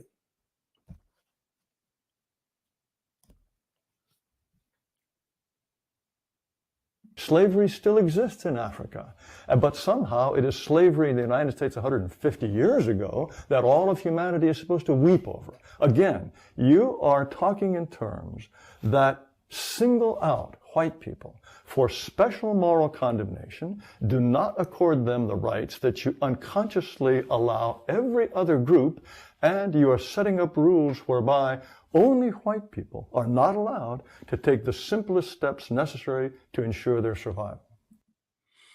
If a black person says, I want to preserve my race, people will stand up and applaud. If an Asian person says, I want to preserve my race, people stand up and applaud. If a Hispanic person says, La raza, people stand up and applaud. If any other group of people say, we want to preserve our race, everybody stands up and applauds. If a white person says, I want to preserve my race, it is seen as racist. So in other words, to be anti-racist, to be anti-white, is to really promote the extinction of white people. Now, somebody on here said, you still calling your kidnappers massa and white racism needs a break. So just for Reverend, just so you know, I don't believe in that whole slave ship stuff. Talking to the wrong person. I don't believe in the slave ship. I don't believe in none of that. The transatlantic, I don't believe in it. I believe that y'all black folks had a chance to do it on your own or be up under socialism. And y'all chose to work for mass on your own. You chose to do it because you wanted an easier life. That's what I believe. The same way y'all choose socialism now is the same way y'all chose massa back then. So y'all wasn't kidnapped. Y'all was just sorry and lazy like y'all are now. That's what I believe. So get mad all you want. I don't believe in that. I don't believe in no slave ship. I don't believe massa got y'all. I believe that y'all said we can work this land, y'all. We can work for them. Y'all said work for them. It's like y'all say now. Y'all say it now. Y'all say we can do it on our own. We can just go vote for Joe Biden. That's what y'all did. We can eat right or be healthy, exercise, we can get a shot. Listen, black folks been doing this. Black folks been picking this paradigm. You can't name no time in history where black folks wasn't choosing to pick something that was contrary to their existence. So I don't believe that they had to enslave y'all and chain y'all and do all that stuff. I don't believe it, man. Harriet Tubman doing too much running around to let y'all tell it. Harriet Tubman was doing too much running around for the slavery to be like y'all said it was. Tell me y'all was enslaved for 400 years. You crazy. Kanye did say something right. That sounded like a choice because it was a choice. And you know it's a choice because when black folks go to prison, they make it cool. How many films have y'all seen showing y'all that prison is cool for white folks? When they show you white folks in prison, it's always trying to get out. The popular white prison movies is white folks trying to escape.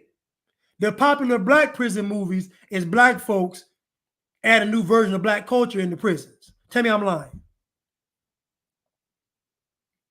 Tell me I'm lying. When it's a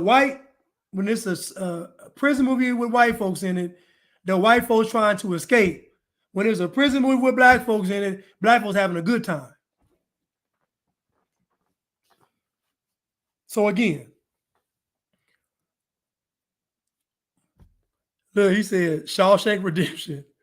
Andy Dufresne was trying to get up out of there. Andy Dufresne was trying to get up out that prison.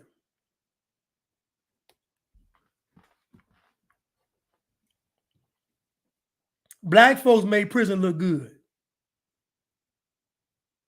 Nobody thought prison was cool until black folks tried to make it cool. Man, I'm going to the joint. I'm going to the pen. I done earned my stripes. Black folks do all that. Black folks made that stuff cool. I'm in the belly of the beast. And you want me to believe that y'all didn't choose to work for somebody.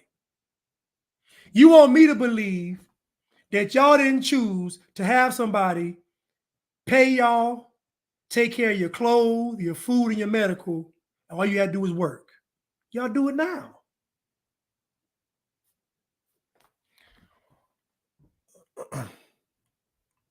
You know black folks love Oz. Let's continue. It's anti-white agenda. Let's continue. I'm going to do a part 2 of this.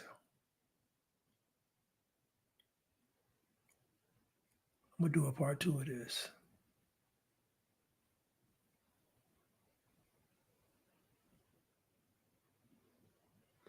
Let me get to it.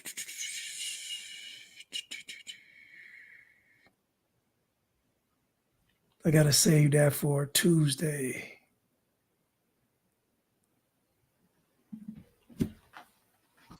Going to call out the despicable and very obvious growth of anti-white racism now being accepted as normal in the British mainstream media. If you think I'm exaggerating, I want to look at 3 egregious examples from the past 48 hours alone. Now, I'm gonna rewind this because I always give, and it's mostly black men. You know when you're telling the truth about something when black men don't like it. That's how because black men represent the sensitivity of society. The most sensitive crybaby group on the planet is black men. Black men are always crying, always complaining. So when you're saying something, you know it's true when black men get upset. So anytime y'all are saying something, just know if you listen and see somebody black get mad, you're on the right path. Specifically black men. Now, he said the slaves didn't get medical. Now, if you were to purchase a slave, the common sense would tell you, if I have a farm animal and my farm animal gets sick, I have to spend money to make sure that that cow isn't sick. I have to make sure that cow's hooves are working. I have to make sure that that cow's nourishment is proper. So when it comes to animals, you have to pay for their medical expenses. When it comes to a slave, a human being, the same thing applies. If the human being gets sick, if they can't walk, if their feet hurt, if their back hurts, you have to attend to their medical needs. Again, if you see black men get offended, you know you're telling the truth. That's how you know. So yes, the slaves got paid because slaves were able to pay for their freedom. So yes, slaves got paid. That was even in Roots. Slaves getting paid was even in Roots. But when he asked Chicken George said, hey man, how was you able to walk through the front door like that? He said, because I'm free. He said, you free? How? He said, I bought my freedom. He said, listen, Chicken George, you can buy your freedom too. Chicken George said, man, buy my freedom, spend money on freedom. Now, why would I spend money on freedom when I can wear these nice clothes and I can buy my wife nice gifts? This is in Roots. The movie that y'all said was true, Roots. The movie that was in everybody's house, the movie that showed folks how slavery really was, in the movie Roots, that y'all said was true, they talked about slaves getting paid. And Chicken George even admitted he was getting paid, but he liked spending his money to look good and smell good. So now we fast forward and the Bliggity Blacks do the exact same thing. So at no point in time do I believe they had to force y'all into slavery at all. I believe you weigh your options. We can get taken care of, or we can get off the muscle.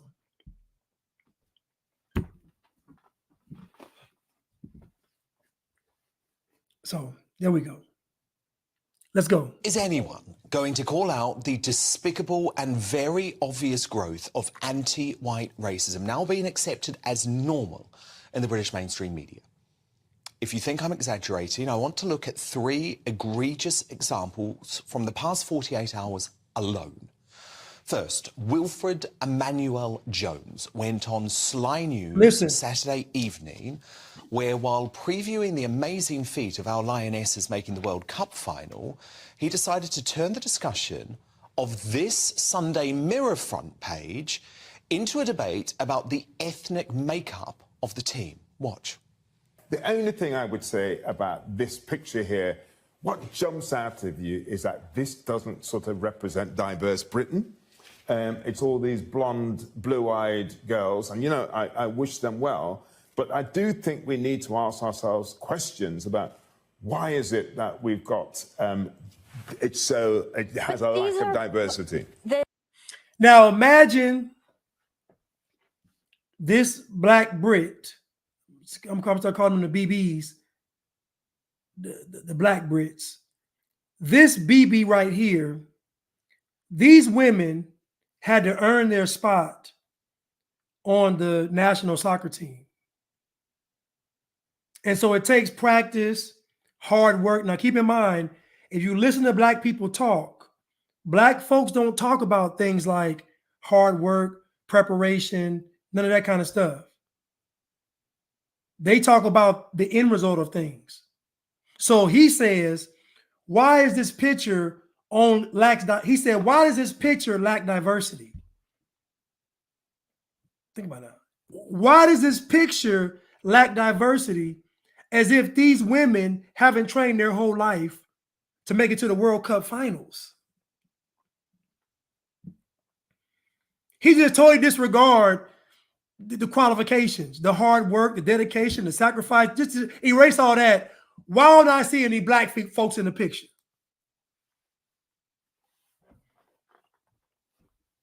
So you hear black people talking about racism and all this stuff, they'll never talk about it in context. You never hear them highlight how the quote unquote black people that made it. Leatherface just said they never talk about the black folks that were free. They never bring up the black folks that were free. They just make movies like 12 Years a Slave where they take your papers from you. The fact that there were slavery papers lets you know there had to be some kind of system in place. The fact that you could have a freedom paper, there had to have been a system in place to honor it. Somebody had to write it up. Somebody had to draft the paper up. So the fact that you had freedom papers clearly lets you know there was some kind of system in place that involved black folks being free.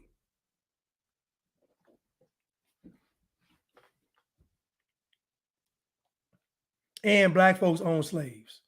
But this guy is talking about the national soccer team, and he's asking, why is it just blonde hair, blue-eyed girls in the picture? How many more white girls play soccer than black girls? We can't even count it.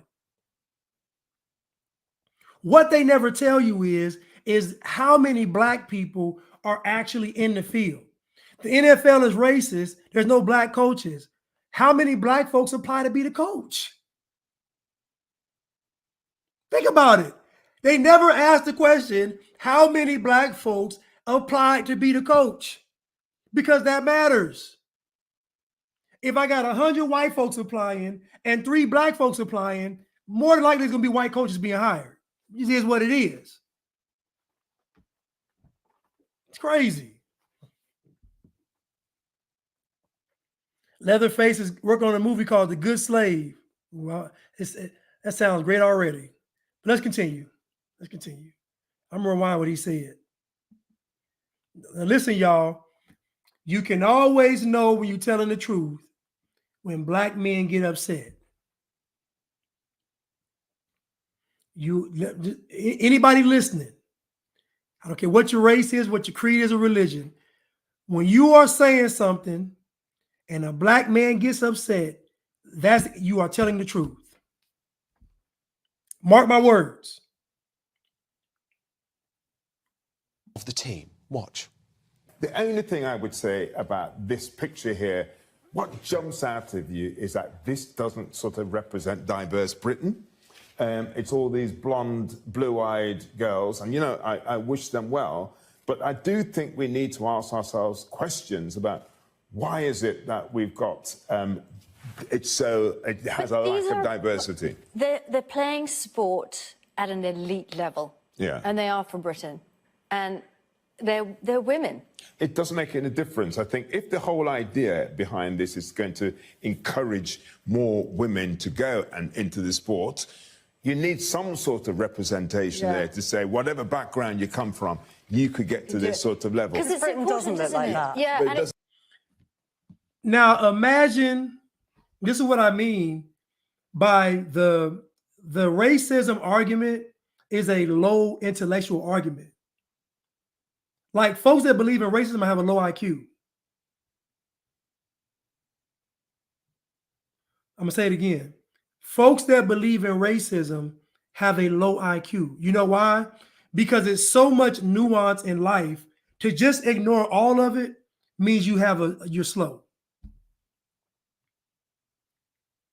It means you're slow. So this guy just said that the goal of this is to get women to play the sport.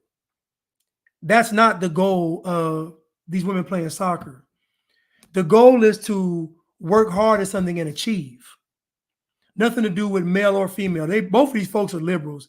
She talking about it's the girls, it's women. And he's saying they both liberal. They both stupid. The purpose of sports isn't to attract genders.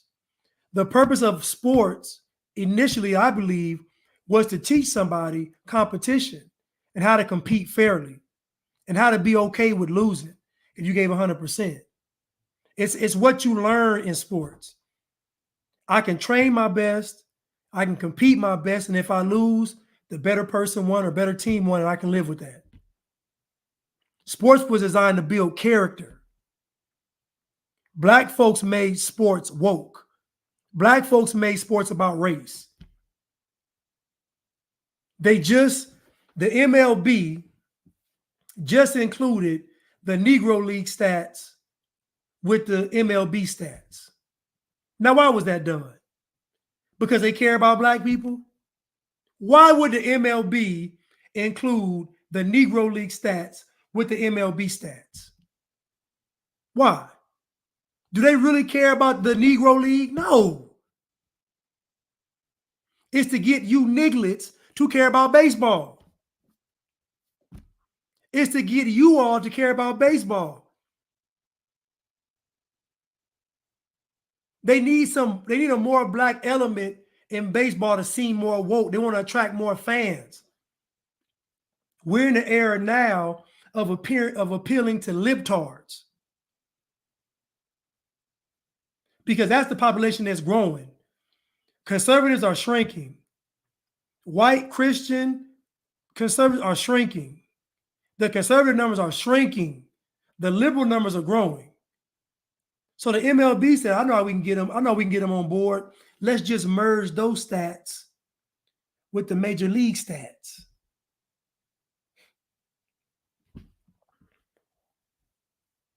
I'm going to talk about it next time. Let's continue. So important when you speak to these little girls, right, that they see someone that they can relate to. Exactly. It makes such a difference. That little girl might then end up playing football because she's seen someone who looks like her. Just think about how dumb that is. People didn't play basketball. Kobe Bryant didn't play basketball because Michael Jordan was black. You understand how stupid these talking points are? You understand how it's a low IQ conversation? People aren't playing sports because of the color of somebody's skin. Kevin Durant modeled his game after Larry Bird. He said it. Kevin Durant modeled his game after Larry Bird. He said it. This notion that if I see somebody in a position that looks like me, I'm gonna want to do it. There's been black astronauts. There have been black scientists. Why ain't black folks running to the field? There's been black astronauts. There's been black scientists. We got black astronauts. We have black scientists. We have black doctors. We have black all kind of stuff, and black folks are not running to those fields. If what you're saying is true, then them seeing black folks in those fields would make black folks flood through the field. They're not doing it. They have government initiatives to put STEM in front of black people, to get black folks interested in STEM. They have government initiatives. They have nonprofits. Their whole existence is to get black folks interested in STEM. Even though black folks have seen black people in science and tech and math and engineering, or engineering and math. So again, seeing somebody black in a position doesn't do anything because it still boils down to the person's own character and individual merit.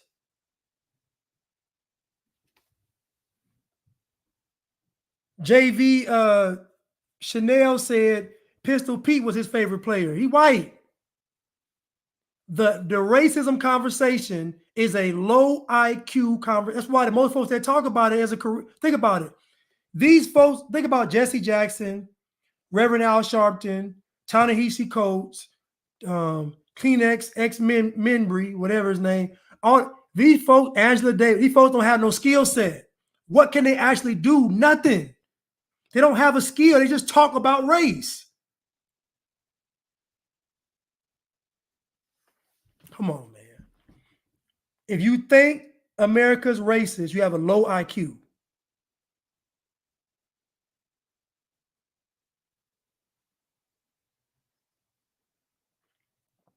Right. Namakula.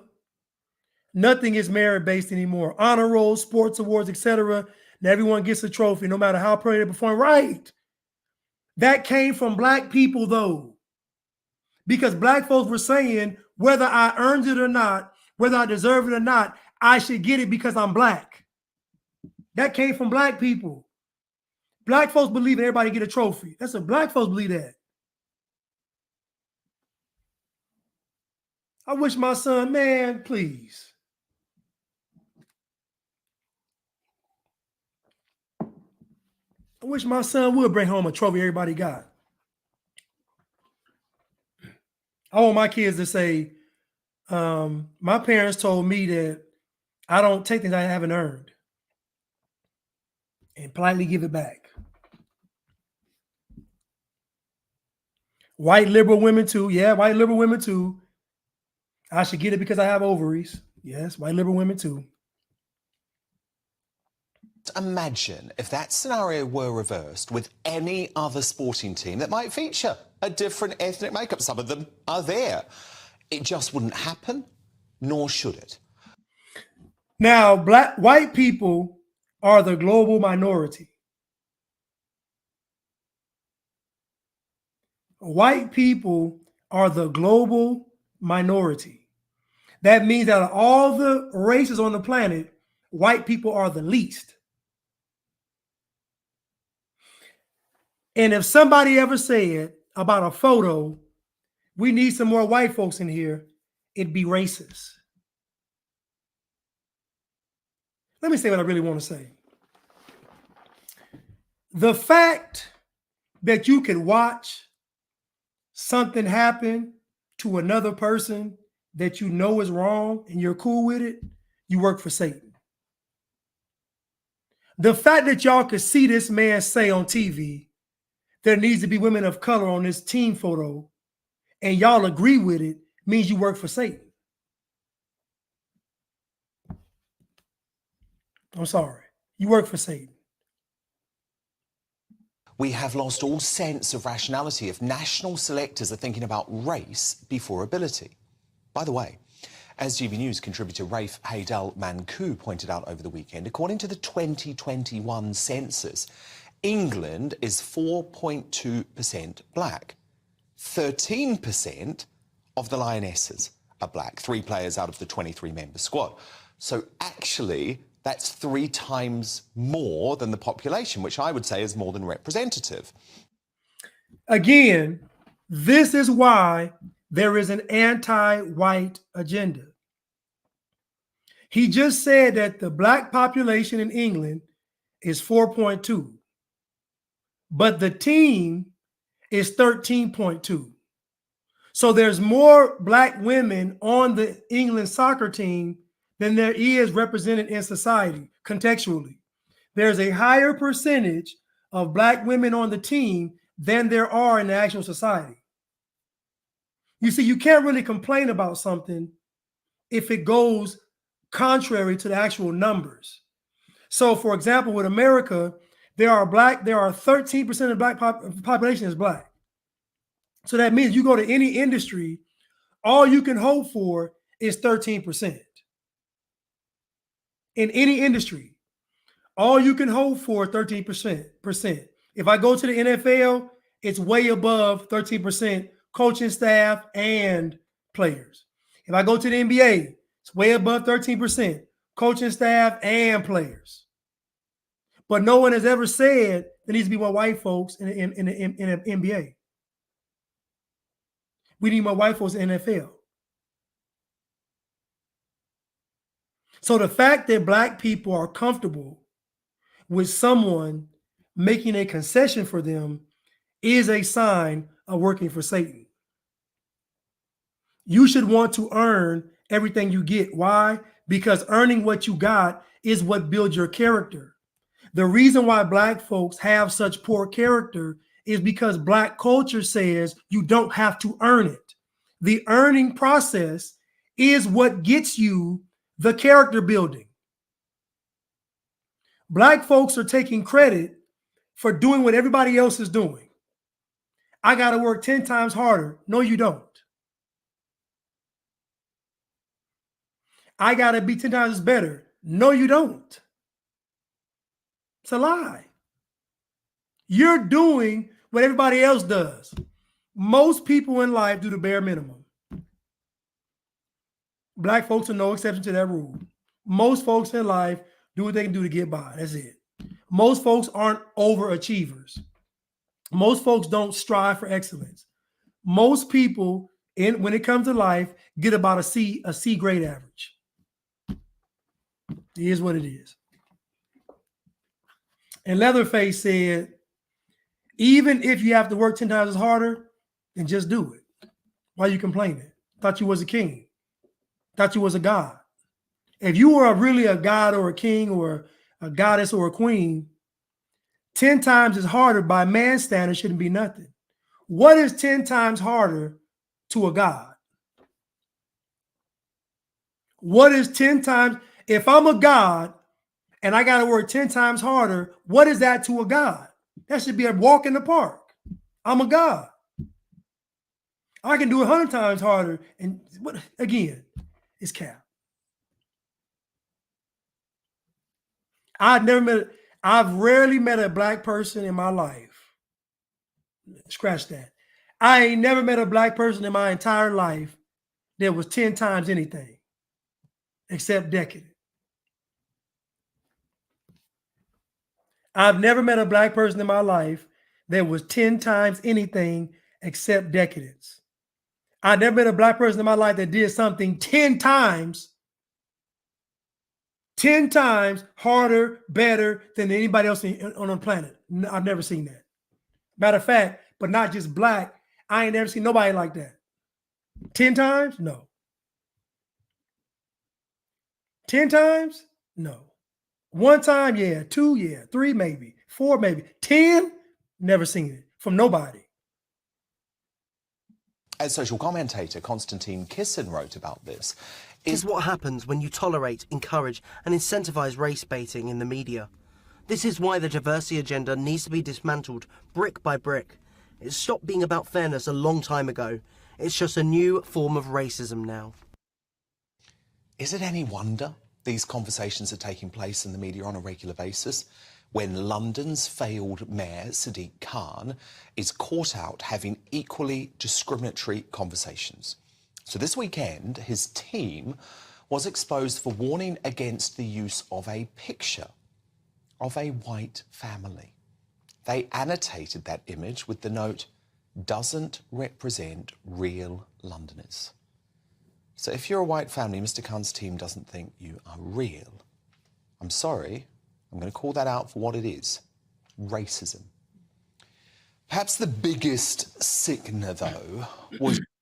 Can you imagine them telling you that a white family doesn't represent the population of a majority white country? What are they really saying? They're saying that they want to get rid of white people. Because you know that the old saying goes, out of sight, out of mind.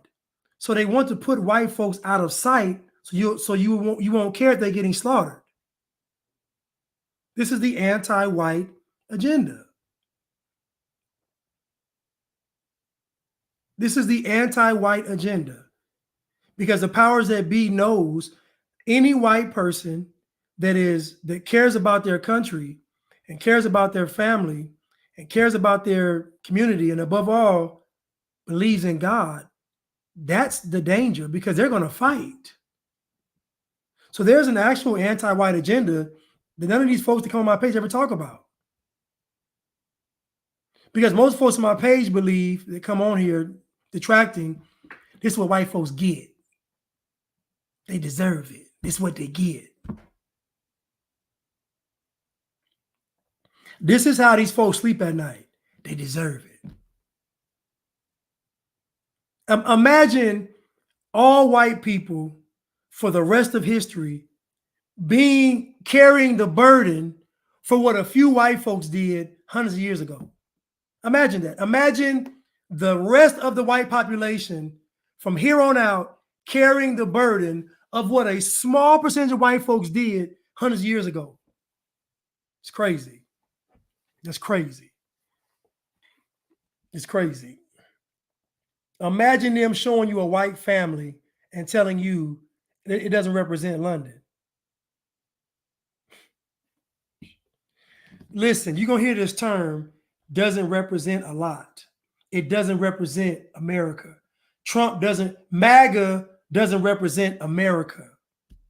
The soccer team doesn't represent Britain. The family doesn't represent London. You're going to see this a lot.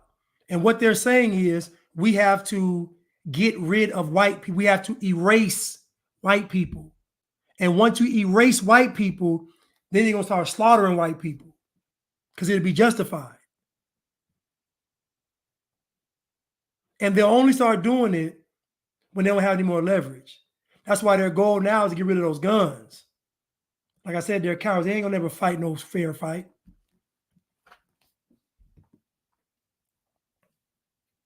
Let's continue. Race Beta-in-Chief Dr. Scholar, deciding to make the conviction of Britain's most prolific child killer in modern history, Lucy Letby, who today we learned will rightly die in prison, an issue of race. The Regular on Woke ITV and Channel 5 tweeted this. Lucy Letby exemplifies how ideology of whiteness keeps Britain in a chokehold. They believed her tears, denials, even though evidence said otherwise, for no other reason than she's white. A black or brown nurse would have been reported to the police immediately and sacked for suspicion. As usual, Dr. Scholar has absolutely zero evidence for that. But she lives in a world of hatred and division, using identity politics to tear Britain apart. So too does Khan. I don't know about you, and I know I'll be called racist for doing so, but I'm going to start calling out this anti-white racism the same way as I call out all other forms of discrimination. You'll be hard-pressed to find a black person, get on a platform and tell the truth. This anti-white agenda is clear, but you don't hear no black folks talking about it. You know why? Because most black folks would rather play along and get along. Most black folks are not courageous. They're not going to rock the boat. They're going to do what's safe. They're going to appeal to the white liberal, appeal to the liberal Jew. That's what they're going to do. You'll be hard-pressed to find somebody black say, I know I'll be called a sellout for this, but I'm going to say this. You'll be hard-pressed to find somebody black, tell the truth, and then not apologize for it later.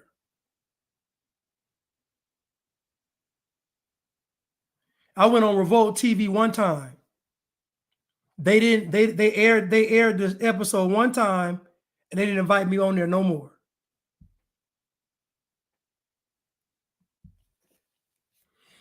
Let me read these super stickers. Cruise missile Thank you so much for the super sticker. I really appreciate it. Thank you so much. Always supporting. P. Dot, thank you so much for the super sticker. I really appreciate it. Thank you so much. And Mr. Singleton, thank you so much for the super sticker. I really appreciate it. Thank you so much.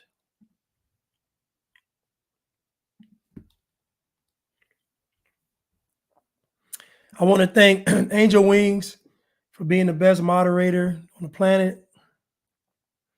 I didn't see a Goddess Navi, but I want to thank Angel Wings for being dedicated, for giving me her time, giving us her time, like, you know, just thoughtless, just salt of the earth. I want to thank you so much, Angel Wings. I really appreciate it.